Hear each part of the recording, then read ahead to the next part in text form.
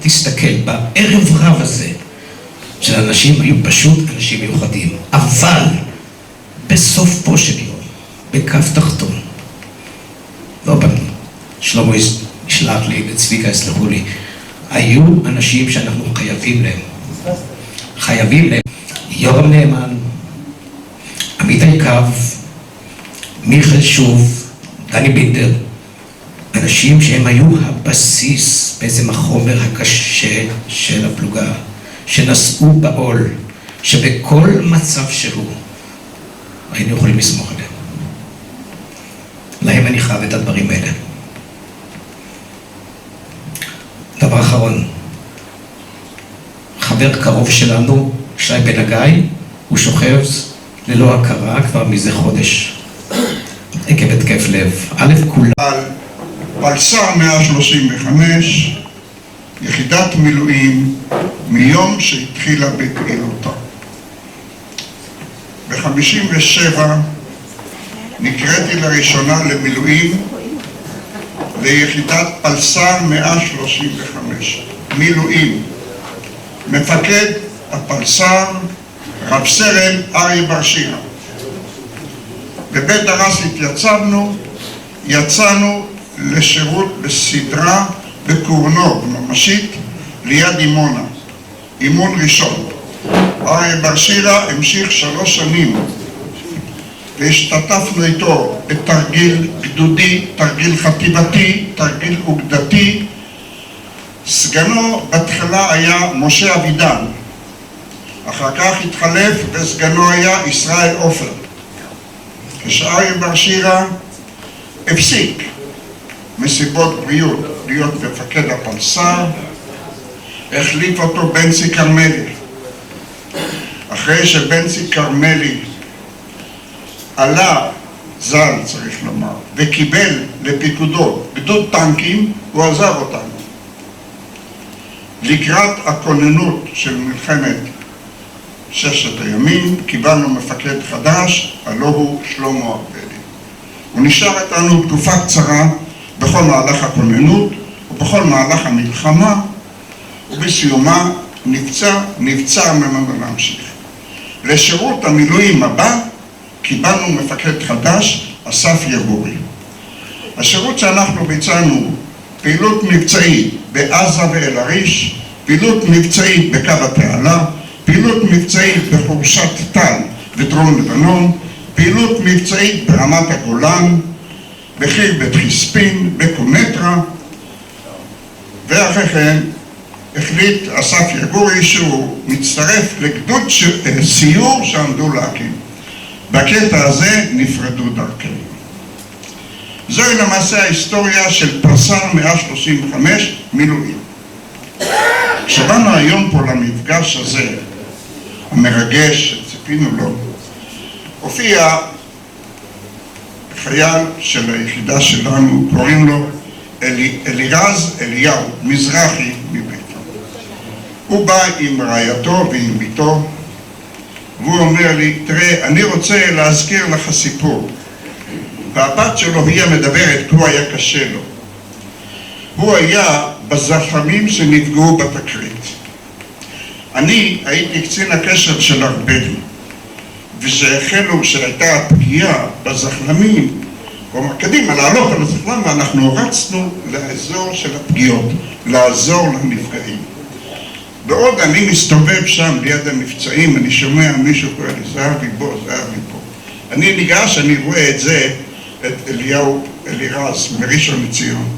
הוא אומר לי, הם חושבים שאני מת, תקרא לחובש. אז אני רואה שדם זורם לו כאן, מבריד ביד. אז אני מנסה לעצור וצועק לחובש שיבוא. הגיע חובש ועשה לו חוסם עורקים יותר טוב ומקצועי ממני. אבל הוא הספיק שם באותם זמן שהחובש מטפל בו, הוא אמר לי, תאמר לאבא שלי שאני אוהב אותו. תאמר לאחי, אחיו זה פרופסור לרפואת לב וריאה, אברהם אלירז שלמדתי איתי, תגיד לו שאני אוהב אותו. וזהו, באו, פינו אותו, לקחו אותו, אנחנו אחרי שהיינו ברס סודר, וכעבור יומיים 3 אמרו לנו קדימה, על הרכבים חזרו לבית הרס. אז אנחנו חזרנו לבית הרס ושם שחררו אותנו. באתי הביתה למחרת, נסעתי לבית חולים ביילינסון לבקר את הפצוע הזה, ואני אמרתי לו, אתה רואה, חי, קיים, ברוך השם, בריא, זהו זה. זה קצת סיפורים מפלס"ר 135 שהיא כולה מילואים. נאחל לכולכם, איך אומרים, נחת, בריאות והצלחות. ברור מה הם עושים, כי אף אחד לא גייס אותנו, והיינו מהיחידה הזאת עד התעלה, וכשיצאו אנשים שם נגמרה המלחמה, אנחנו לא היינו מגייסים, אז יכולנו להישאר עוד זמן שהחיילים ילכו לחופש, ואז היו פלאפונים וכל מיני דברים כאלה. ואני אומר את הדבר הזה כי גם אני, כמו שאמרתי, לא מומחי קרבות, לא מהצנחנים, עשינו תמיד את המילואים בצורה מסודרת וטובה, אני מקווה. אבל אני יודע שהרבה ממורשת הקרב של הגבורה בישראל היא הרבה טעויות והרבה דברים של לוחמה, תורת לחימה או איך שקוראים לזה לא נכונה. ולכן גם אחר כך היחידות האלה לבשו צורה ופשטו צורה ולבשו צורה. ואני שיצא לי יחד עם הרבה חברים אחרים להיות בין החיים, יודע שתמיד הייתה לי הרגשה שעם אנשים כמו עמוס ואהוד וצביקה בכל השלבים האלה הייתי מפקדים מאוד מאוד זהירים שעשיתם את הדברים האלה בלי טעויות, והרבה אנשים שנמצאים כאן אולי לא נכנסים לסיפורי הגבורה של החווה הסינית וחטיבה 7 במלחמת 6 הימים, אבל בגלל זה הם יושבים כאן. ולכן אני אומר לכם הרבה תודה. עם ההרגשה הזאת אני הולך לישון הרבה לילות. שיהיה שבת שלום. מקורב לפלוגה או ממשפחה של חייל שהלך לעולמו, תיקחו ותחלקו. עכשיו, לפי הסיפורים כל הזמן הרגנו ונהרגנו, אבל היה קצת שמח בעסק, זה לא ככה. היה פה מוישה קירן הלך הביתה. היינו במילואים בחורשת טל, וזרקו שם 3-4 חיילים באיזה חור, אבסיה, איך קראו לזה, עמיקה? אבסיה. ישבנו שם, אוכל לא הגיע, כן הגיע, מוישה קירן עם הבטן הגדולה, עם סוודר לבן, פתאום בא ביקור המלך, אסף יגורי בא, מוישה מסתכל בחלון, בא. כמובן שזה לא כל כך מצא חן בעיני אסף, בערב הוא אסף אותנו בחורשה בתוך חדר, אנחנו למדנו סביב לקירות, ואז אסף מרים יד, מה אני אגיד על הקבר הפתוח? מוריד את היד. מה אני אגיד לאלמנות? מוריד את היד. חייל, סוודר אזרחי, שמן. שתינו קפה ופתאום מופיעים שני קצינים צעירים, אהוד דוידסון ודוד מעיין, ואיתנו בין אלה שישבו כפופים, חלקם על הקרקע וחלקם על כל מיני ארגזים או משהו, היה גם יונה וחצי. טוב, השם מדבר בעד עצמו. יונה ישב כפוף ושתה, ופתאום הוא מודיע לנו בכל הבאס שלו, הגיע הזמן שאני אלך, והוא מתחיל להתרומם. עכשיו, תהליך ההתרוממות של יונה, אם אתם מסוגלים לדמיין בעיני רוחכם, היה עניין לא פשוט. זה לקח זמן לאיש הזה להגיע לזקיפות קומה ולגובה הטבעי שלו. והוא מתרומם לאט לאט, ואני לא אשכח איך דוד מעיין ואהוד הסתכלו על הדבר הזה. הם מרותקים, כן? הם לא הבינו, ולא היה לזה סוף, יונה לרק, כן? וההתפעמות הזאת, ואחרי שיונה יצא בסופו של דבר, אמרנו, כן חבר'ה, זה חלק מהפלוגה שלנו. עוד משהו, הגענו עם שלמה ארבלי לאיזשהו חור, וזה היה לפנות ערב, ואני מסתכל, לא רק אני, כולנו, על הרכס ממול, ואנחנו רואים חיילים מצרים חמושים, מתחברים וכן הלאה וכן הלאה. לא, בלי, תסתכל, הם שבויים. מה סליחה? מה שבויים? חיילים חמושים, מתחפרים, דורים, אני אומר לך שהם שבויים, אז הם שבויים. מי צדק? ארבלי, לא אני. עוד מישהו חבר'ה? נודה, בבקשה. פעם בשבוע בכל יחידות הצבא, מה שדיברו קודם. לכן אני בטח לא צריך להגיד, אין צבא, אין מדינה. לא יעזור שום דבר. החיילים של היום הם טובים יותר מאיתנו. אני אומר להם, דבר אחד חסר להם, זה המוטיבציה שלנו. זה הדבר היחידי. הנכד שלי בגיל 2 משחק עם אייפון. אני לא יודע איך הוא נראה. אני מפחד ממנו. אני עברתי את כל מדורי הגיהנום. תאמינו לי. כל מדורי הגיהנום. ואני עדיין אוהב את המערכת, מעריך את המערכת, נלחם בשביל המערכת, כי אני יודע. כי נולדתי פה, אני יודע טוב מאוד. הם ינצחו אותנו 100 פעמים, אנחנו ננצח אותם 100 פעמים, הם צריכים לנצח אותנו פעם אחת. לא יותר מזה.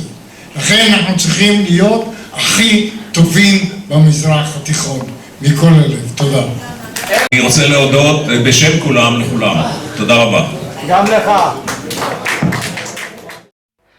יש ערימה של חבר'ה על הדשא, אני דברים כאלה מחבב, בנים בנות ביחד, זה יפה שיש אומץ לפעמים להתערבב, שרים שירים ומביטים למעלה, ענן שם בירח מסתבר, חושבים במי להתאהב הלילה, חושבים על מי אפשר להתאמן,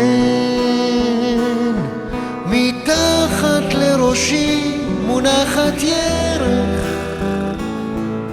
ועל בטני צרור טלטלים מותר, בלט יוצאות ידיים אל הדרך, ומסלולה ארוך ומפותח, גומרים לשיר ומקשיבים רוב קשב, בינינו מתפתחות לחשושיות, יש הסתננויות בתוך העשב, כי יש בו כל מיני גבשושיות, כיוון שתרדמה עליי נופלת, שוב אין אני מצליח לנחש של מי היד אשר עליי זוחלת, של מי הפה שבאוזני לוחש, וכשאני מקיץ איניש בדשא, רק קצת קריר וקצת רטוב מדי, ולהפתעתי אני רואה שאותו צרור טלטלים עליי מוטל, ומתוכו אליי שוחקות עיניים, ומתוכו אליי מבהיק צוואר, אני שואל, היי, מה הענייניים? היא בחיוך עונה לי, שום דבר. שואל, גם את ישנת? עונה לאו דווקא, ותשובתה אותי קצת מביכה. שואל, אז מה בעצם את עושה כאן?